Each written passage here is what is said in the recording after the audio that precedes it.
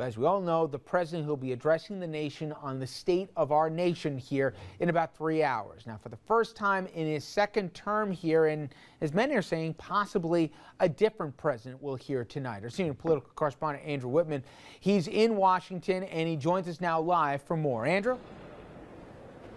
Well, Rich, the three buzzwords that I've been hearing all over Capitol Hill today are jobs, the economy, and bipartisanship. Of course, the two parties have vastly different approaches to jobs and the economy. That is putting a little bit of a strain on efforts for bipartisanship. And if you thought the war of words between the two parties might take a night off for the State of the Union, think again. President Obama isn't setting any expectations for a State of the Union address tonight. We'll find out tonight. In his annual address to Congress and the nation, the president is expected to outline an agenda to grow the middle class and grow the economy. The middle class is the engine that drives this country forward. To do that, the president will call for new programs and new spending as a way to stimulate growth, and Republicans are already firing back. Earlier today, a feisty House Speaker John Boehner told reporters off camera that the president doesn't have the guts to make tough choices about the deficit because he won't take on the liberals in his Democratic Party. Other top Republicans echoed that charge. Another litany of left-wing proposals with plenty of red meat for the president's base. I hope my Republican colleagues will give his vision the consideration it deserves. The partisan fight will center on spending cuts in the economy, but it'll be gun control that will likely spark the emotional moments tonight. Attending a special guest of the First Lady, the parents of Heidi Pendleton, the Chicago teen who was gunned down in a park just days after she was in Washington performing for the inauguration. And sprinkled throughout the House chamber, nearly 36 people who have been personally affected by gun violence. Stand by. Cue. And as we continue here, everybody's favorite game on State of the Union Day in Washington is playing prognosticator. We asked a number of lawmakers from across our region what they expect to hear from President Obama tonight. I'm looking for a very positive speech. I think he's laid down the gauntlet. If you watch since the election, this president is not going to back off. He wants to have consensus. On the other hand, I mean, this is the same thing that President Bush asked for in 2007 in his State of the Union address. And we got very, very little cooperation. And then what happened? He painted a very pretty picture in 2007. And yet what happened was it didn't turn out too well in 2008. I expect to hear a focus on building and stabilizing the middle class. I expect to hear a focus on investing in increasing our manufacturing capacity, dealing with our infrastructure needs, which is a proven job creator, focusing on higher education, access to higher education, but also focusing on the importance of early childhood education. I'm sure he's going to talk about sensible gun safety legislation. I think you're going to hear the president deliver a positive jobs and growth agenda. Keep the economy moving, but even faster, and get people back to work. Gun safety. We are in the impossible place of losing 25,000 people a year to guns. Of course, what they are expecting to hear is one thing. What they would like to hear is something entirely different. We asked same group of lawmakers if there were any subjects that they would like the president to address tonight that he might not. Take a listen. I want to talk about manufacturing. I think this was one of the pillars of the speech last year. I think this is very critical to the economy growing. Manufacturing is important. In fact, one of those pillars I sponsored as a bill in the Congress to make it in America, so that we provide incentives for those manufacturers who keep jobs here and provide work for American people, rather than those corporations and companies who have sent jobs overseas and still, under the law now, get an incentive from the government. That is absolutely ludicrous. Hope he talks about immigration.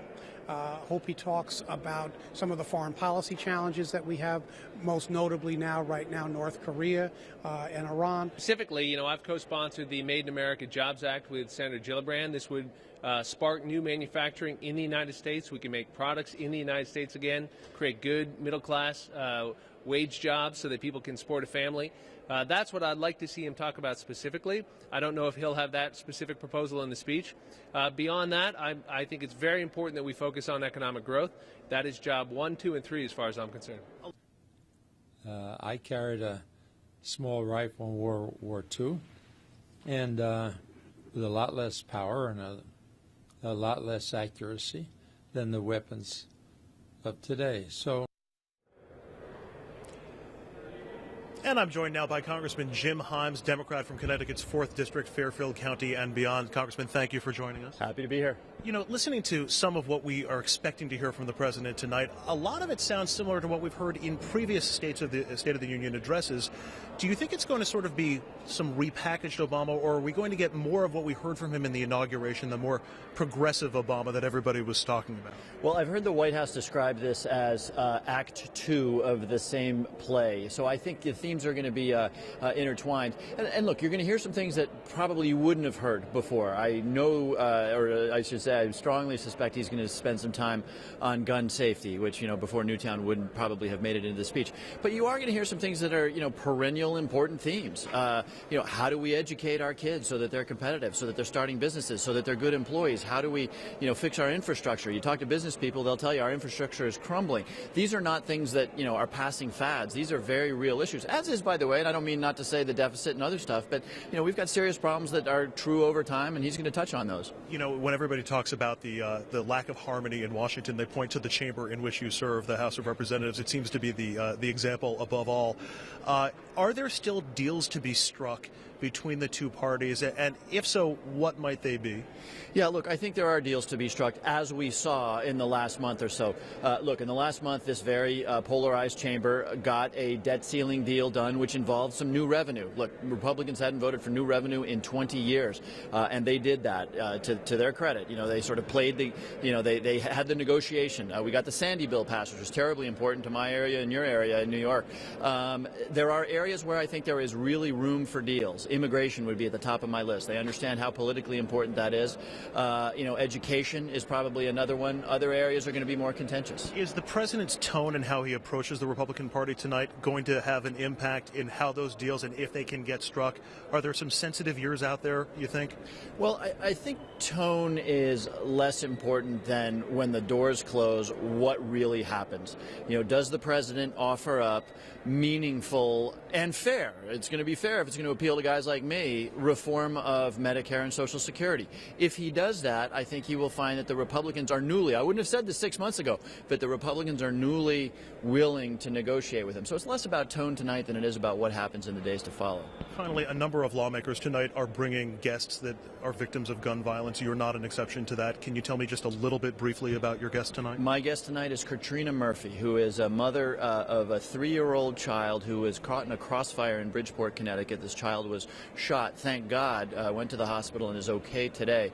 But I did this because she's from the district, but also because while Newtown appropriately, you know, destroys all of our hearts, every day there is violence in our communities, and Katrina Murphy represents that kind of violence that that doesn't quite get the headlines. All right, Congressman Jim Himes out of Connecticut, Democrat, thank you so much, and we'll see you again after the address tonight. That sounds good. That's the latest from here on Capitol Hill. Rich, let's send it back to you in the studio. All right, Andrew, check back in a little bit.